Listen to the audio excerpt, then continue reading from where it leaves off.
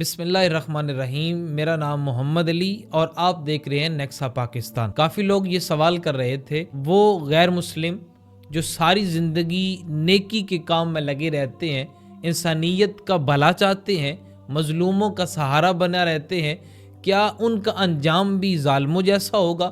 کیا وہ بھی آخرت والے دن یوم قیامت کو جہنم کے اندر جائیں گے؟ یہ سوال مختلف لوگوں نے ہمارے ساتھ کیا۔ اس سوال پر جو نیکسا ٹیم نے ریسرچ کی اور مفتیان کرام سے رہنمائی لی، مفتیان کرام کے علم سے مستفید ہوئے، اس کی سمری، اس کا خلاصہ لے کے آپ کی خدمت میں حاضر ہوں۔ دیکھیے، جب ہم معاشرے کے اندر نظر دوڑاتے ہیں تو امریکہ میں مدر ٹریسا جیسا نام نظر آتا ہے کہ جو اسلامی لحاظ سے دیکھیں تب بھی اور جب انسانیت کے لحاظ سے دیکھیں تب بھی وہ ہمیشہ مظلوم کا سہارا بنی، اور 1979 کے اندر انہیں امن کا ایوارڈ ملا، انہیں وہ اعزاز ملا۔ اور دوسرا نام اگر دیکھا جائے تو ہمیں ساؤتھ افریقہ کے اندر نظر آتا ہے نیلسن منڈیلا۔ اگر ان کی خدمات کو دیکھا جائے، اگر ان کو انسانیت کے طور پہ دیکھا جائے تب بھی، اگر ان کو اسلامی طور کے اوپر دیکھا جائے تب بھی، انہوں نے بڑی خدمات سر انجام دی ہیں۔ جیسے کہ انہوں نے افریقن سیاہ فام کو، ان کی مظلومیت کو انٹرنیشنل سطح کے اوپر لے کے آئے، جہاں پہلے ہی سے سیاہ فام اور سفید فام کی جنگ چھڑی ہوئی تھی۔ جب انہوں نے ساری زندگی اسی طرح اسی جد و جہد کے اندر گزاری تو 1993 کے اندر انہیں امن ایوارڈ ملا۔ 2009 میں اقوام متحدہ کی جنرل اسمبلی میں یوم منڈیلا کے نام سے اس کا ایک دن منایا گیا۔ اور اسی طرح موجودہ دور کے اندر ہم دیکھیں تو ہم کرسٹیانو رونالڈو کا نام ہمیں نظر آتا ہے کہ جو ہمیشہ انسانیت کے ساتھ کھڑا رہتا ہے، اور خصوصاً وہ نہتے فلسطینیوں کا جب خون بہا جا رہا ہے ان کی مدد کے لیے بھی اس نے آواز اٹھائی، ان کے حق کے لیے بھی، اور پھر ان کا پرچم اٹھا کے ہر جگہ پہ اس نے لہرا کے اپنی محبت کا اظہار کیا۔ اور دوسری طرف اس نے اسرائیل سے ہاتھ ملانا بھی گوارا نہ کیا۔ تو جب ہم ایسے لوگوں کو دیکھتے ہیں کہ جو جناب اپنی ساری زندگی کو انہوں نے انسانیت کے درد کے لیے گزار دیا، نہ اپنی جان کی پرواہ کی، نہ اپنے مال کی پرواہ کی، تو جب ہم ان کو دیکھتے ہیں تو ہمارے ذہن کے اندر یہ سوال آتا ہے کہ یار، ایک طرف یہ ہیں کہ جنہوں نے ہمیشہ ساری زندگی مسلمانوں کا سہارا بنے، ہمیشہ انسانیت کا درد لے کے اٹھے، ان کے لیے ایک آواز کو بلند کیا، تو دوسری طرف وہ ہیں وہ ظالم جنہوں نے ساری زندگی ظلم کیا اور ہمیشہ کافروں اور مسلمانوں کی پہچان کیے بغیر ہر کسی کے اوپر ظلم کرتے چلے گئے۔ اب کل قیامت کا دن آئے گا تو کیا ان دونوں کا حشر ایک جیسا ہوگا؟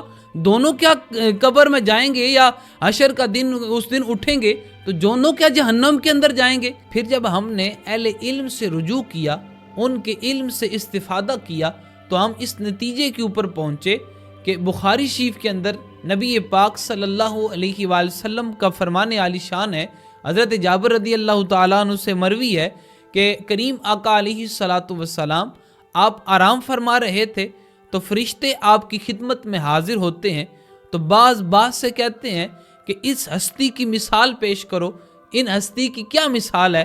تو اب دوسرے کہتے ہیں کہ یہ تو آرام کر رہے ہیں، تو انہوں نے کہا ان العین نائمۃ، کہ بے شک ان کی آنکھیں تو سوتی ہیں لیکن والقلب یقظان، ان کا دل جاگتا رہتا ہے۔ تو انہوں نے کہا کہ اس ہستی کی مثال ایسے ہے کہ جیسے ایک بنانے والے نے گھر بنایا، گھر بنانے کے بعد وہاں ایک دسترخوان بچھایا، عربی کے اندر لفظ استعمال ہوا مادوبہ، یعنی مادوبہ کا معنی یہ ہے کہ کوئی بھی بندہ آ کے اس دسترخوان سے کھا سکتا ہے، یہ نہیں ہے کہ اس کے لیے کوئی خاص بندوں کو انتخاب کیا گیا یا جن کو جناب اسپیشل دعوت ہوگی وہ آئیں گے اور کھائیں گے، یا کوئی امیر آئے گا کھائے گا، یا کوئی بہت زیادہ حسن والا آئے گا تو کھائے گا، یا کوئی فلاں ملک سے آئے گا تو کھائے گا، یعنی مطلق ہے، عام بندے کے لیے دسترخوان ہے کہ جو کوئی بھی آئے اور اس سے کھا سکتا ہے۔ اور پھر جب وہ گھر بنائے، پھر اس نے دسترخوان بچھایا تو اس نے ایک بندے کو بھیجا، جاؤ جو کوئی بھی ملتا ہے اسے بلاؤ، آئے اور کھانا کھا جائے۔ اب وہ بندہ گیا، اس نے دعوت دی، اب جس نے اس کی دعوت کو قبول کیا، اب اس نے دعوت کو قبول کیا تو وہ گھر کے اندر داخل ہو گیا، گھر کے اندر داخل ہوا تو اس نے اس دسترخوان سے کھایا۔ اب جس نے اس کی دعوت کو قبول نہیں کیا تو وہ تو اس گھر کے اندر داخل ہی نہیں ہو سکا، تو وہ کھائے گا کیسے؟ بعض نے کہا کہ اس کو اور زیادہ آسان کر کے بیان کرو تاکہ آسانی سے یہ بات سمجھ آ جائے. تو انہوں نے کہا یہ تو آرام کر رہے ہیں.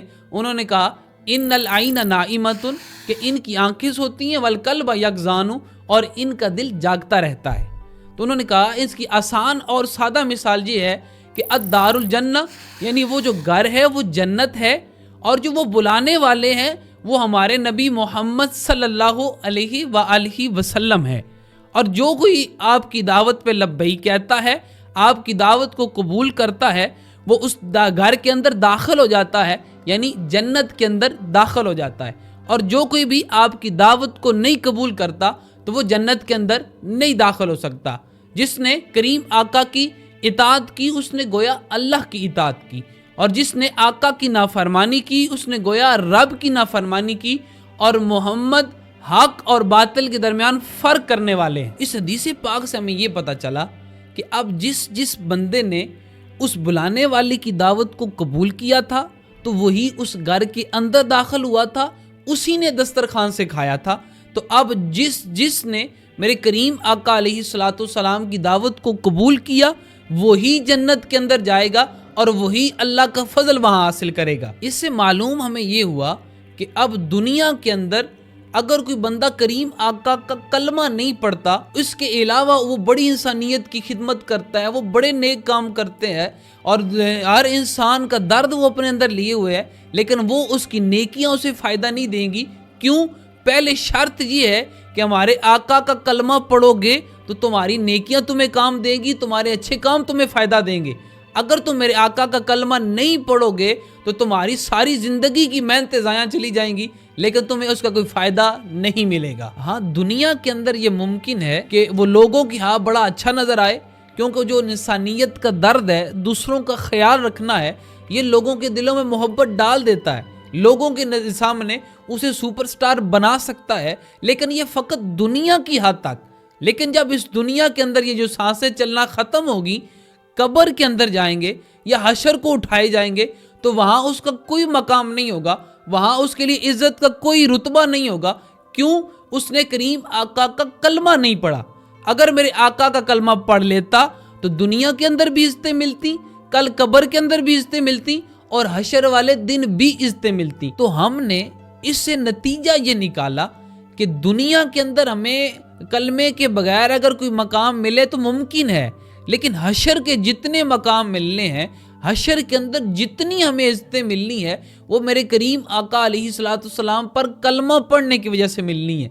حضور کا کلمہ پڑھیں گے، پھر اعمال کا دار و مدار ہوگا، پھر اس کے لحاظ سے اللہ ہمیں بڑے بڑے مقام عطا کرے گا.